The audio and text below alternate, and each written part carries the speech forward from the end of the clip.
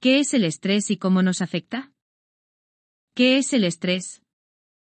Se define como la reacción fisiológica del organismo en el que entran en juego diversos mecanismos de defensa para afrontar una situación que se percibe como amenazante o de demanda incrementada. El estrés es una respuesta natural y necesaria para la supervivencia. Cuando esta respuesta natural se da en exceso se produce una sobrecarga de tensión que repercute en el organismo y provoca la aparición de enfermedades y anomalías patológicas que impiden el normal desarrollo y funcionamiento del cuerpo humano. La respuesta al estrés es nuestra particular forma de afrontar y adaptarnos a las diversas situaciones y demandas que nos vamos encontrando, es una respuesta que aparece cuando percibimos que nuestros recursos no son suficientes para afrontar los problemas. Origen del estrés. El estrés está determinado por el estresor. Tipo de estímulo, problema o situación. La evaluación del sujeto. Como lo percibimos subjetivamente si nos parece muy grave, incapacitante o que pueda tener graves consecuencias. La interacción entre el estresor y el sujeto.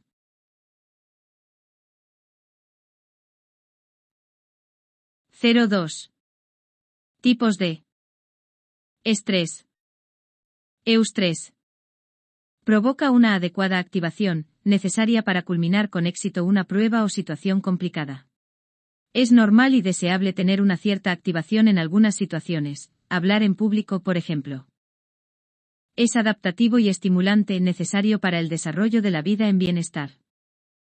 Es un tipo de estrés positivo. Sucede cuando hay un aumento de la actividad física, el entusiasmo y la creatividad. Por ejemplo, practicar un deporte que te gusta o afrontar algún reto o situación que consideras excitante. El estrés no siempre es malo, todos siempre tenemos un poco de estrés, pero su exceso puede provocar un trastorno de ansiedad. Ya no es bueno cuando nos sobrepasa e interfiere en varias áreas de nuestra vida cotidiana. Distrés. Es un estrés desagradable. Es un estrés que ocasiona un exceso de esfuerzo en relación a la carga. Provoca una inadecuada, excesiva o desregulada activación psicofisiológica. Es dañino, nos provoca sufrimiento y desgaste personal. No podemos ignorar el estrés o simplemente tolerarlo, el estrés forma parte de nuestra vida cotidiana, las situaciones que nos estresan muchas veces no van a desaparecer, lo que tenemos que hacer es aprender a identificarlo y a combatirlo o reducirlo a niveles más tolerables. Nuestras emociones y formas de ser producen un impacto importante en el funcionamiento de nuestro cuerpo. Está claro que el estrés nos puede hacer enfermar porque produce un gran impacto en muchos sistemas y aparatos de nuestro cuerpo, hormonales, cardiovasculares, musculares, digestivos, etc. 03. Características de las situaciones de estrés. En toda situación estresante existen una serie de características comunes. Se genera una situación nueva que nos exige un cambio. Al principio suele haber una gran falta de información sobre esa situación que nos estresa. Incertidumbre, ¿qué nos va a ocurrir? Ambigüedad, a mayor ambigüedad más estrés. Normalmente tampoco tenemos muchas habilidades para manejar esta nueva situación. El estrés nos provoca alteraciones biológicas en el organismo que nos obligan a trabajar aún más para volver a un estado de equilibrio. Cuanto más dure la situación, cuanto más crónica sea esta, mayor nuestro desgaste. 04. Fases de la respuesta de estrés. Fase de reacción de alarma. Ante un estímulo estresante, el organismo reacciona automáticamente preparándose para la respuesta, para la acción, tanto para luchar como para escapar del estímulo estresante. Se genera una activación con las típicas manifestaciones de sequedad de boca, pupilas dilatadas, sudoración, tensión muscular, taquicardia, aumento de frecuencia respiratoria, aumento de la tensión arterial, etc. Se genera también una activación psicológica, aumentando la capacidad de atención y concentración. Es una fase de corta duración y no es perjudicial cuando el organismo dispone de tiempo para recuperarse. Fase de resistencia. Aparece cuando el organismo no tiene tiempo de recuperarse y continúa reaccionando para hacer frente a la situación. Aparecen los primeros síntomas de estrés. Fase de agotamiento. Como la energía de adaptación es limitada, si el estrés continúa o adquiere más intensidad, pueden llegar a superarse las capacidades de resistencia, y el organismo entra en una fase de agotamiento con aparición de alteraciones psicosomáticas. 0,5. ¿Cómo afecta a nuestro organismo el exceso de estrés? Diferencias individuales a la hora de afrontar el estrés. Afrontamiento, definido por Lazarus y Folkman en 1986 como los esfuerzos cognitivos y conductuales constantemente cambiantes, desarrollados para manejar las demandas específicas externas y o internas que son evaluadas como excedentes o desbordantes de los recursos del individuo.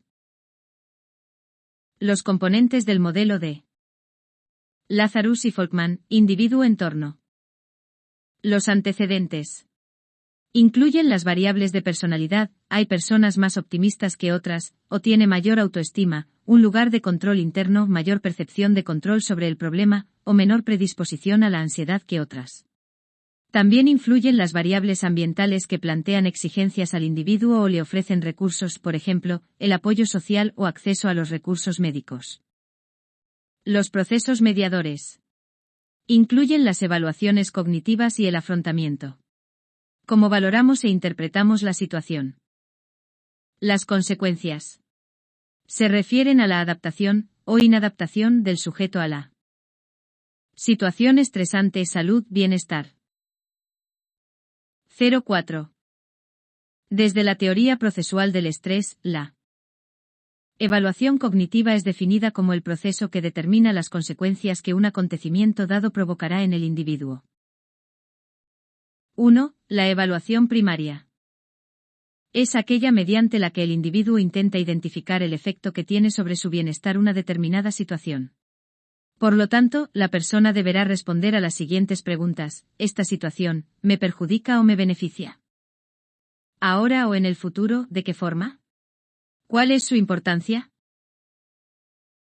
Dentro de esta evaluación se distinguen tres tipos.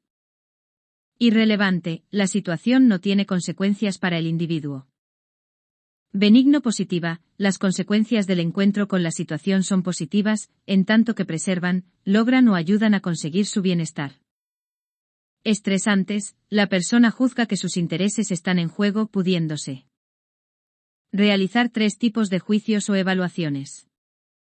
Evaluación de daño o pérdida. El individuo ya ha recibido algún perjuicio, algún daño o alguna pérdida importante. Evaluación de amenaza. Se refiere a daños o pérdidas que todavía no han ocurrido pero que se cree que ocurrirán en un futuro. Evaluación de desafío. El individuo valora las ganancias que puede obtener en la transacción, siempre y cuando se pongan en marcha las estrategias de afrontamiento necesarias para superar la situación estresante. La secundaria es un proceso evaluativo mediante el que el individuo valora sus opciones de afrontamiento. La pregunta en este caso es, ¿qué debo hacer y qué puedo hacer? Es decir, la persona pretende conocer cuáles serán los resultados de utilizar una estrategia de afrontamiento u otra y qué posibilidad tiene de utilizar o aplicar una estrategia de manera efectiva. Mediante la reevaluación se introducen cambios en la evaluación inicial, según la información obtenida de las reacciones ante la situación. En realidad se trata del mismo proceso que la evaluación primaria, pero en otro momento posterior. Tipos de estrategias de afrontamiento. Las centradas en el problema y las centradas en la emoción. Dependiendo de la situación estresante podemos actuar intentando buscar alguna solución al problema, o intentando disminuir el impacto emocional y psicológico que éste nos produce. Estrategias de afrontamiento. Centradas en el problema. Las estrategias de afrontamiento centradas en el problema buscan reducir o eliminar la fuente de estrés directamente, abordando la situación que lo genera. Este tipo de afrontamiento es especialmente útil cuando la persona puede ejercer control sobre la situación. Pasos clave para implementarla. Identificar el problema específico. Es fundamental definir con claridad el problema, sin generalizarlo ni añadir factores externos. Esto facilita encontrar soluciones concretas y prácticas. Buscar información y recursos. A veces, la falta de información o recursos puede incrementar el estrés. Investigar y comprender mejor la situación ayuda a ver opciones y recursos disponibles para abordarla. Desarrollar un plan de acción. Establece una serie de pasos específicos y alcanzables. El plan debe incluir acciones claras que permitan avanzar hacia la resolución del problema. Establecer prioridades. Determina qué aspectos del problema requieren mayor atención y cuáles pueden esperar, organizando las acciones de forma que reduzcan la sobrecarga. Ejecutar el plan. Poner en práctica las acciones previamente definidas y evaluar continuamente si el plan está funcionando o si se requiere algún ajuste. Evaluar los resultados y ajustar el plan. Una vez implementadas las acciones, revisa los resultados y ajusta lo necesario. Aprender de los éxitos y errores fortalece la capacidad de resolver problemas en el futuro. Estrategias de afrontamiento. Centradas en la emoción. Las estrategias de afrontamiento centradas en la emoción buscan reducir el impacto emocional que genera una situación estresante, sin necesariamente cambiar la situación misma. Estas son útiles en situaciones donde el problema no puede controlarse directamente o requiere tiempo para resolverse. Pasos clave para implementarlas. Reconocer y validar emociones. Permítete identificar y aceptar las emociones que surgen ante el estrés sin juzgarte. Esta autoaceptación reduce la intensidad del malestar y permite abordarlo de forma más clara. Practicar la reestructuración cognitiva. Cambiar la perspectiva sobre la situación puede aliviar la carga emocional. Pregúntate si puedes ver el problema desde otro ángulo, buscando pensamientos más realistas o menos amenazantes. Realizar actividades de relajación. Practicar técnicas como respiración profunda, meditación, mindfulness o ejercicios de relajación muscular progresiva ayuda a reducir la activación emocional. Buscar apoyo emocional. Hablar con personas de confianza como amigos, familiares o profesionales puede ofrecer consuelo y perspectivas que alivien el malestar. Sentirse comprendido y acompañado suele reducir la angustia. Expresar las emociones de forma saludable. La escritura, el arte o el ejercicio físico pueden ser vías de expresión emocional, permitiendo procesar y liberar la tensión acumulada. Cultivar actividades placenteras. Participar en actividades que generen bienestar y disfrute ayuda a equilibrar las emociones y reducir el impacto del estrés en la vida diaria. Aceptar la situación. En situaciones que no se pueden cambiar, trabajar la aceptación ayuda a disminuir la resistencia emocional. Aceptar no implica resignarse, sino asumir la realidad sin que ésta genere más sufrimiento.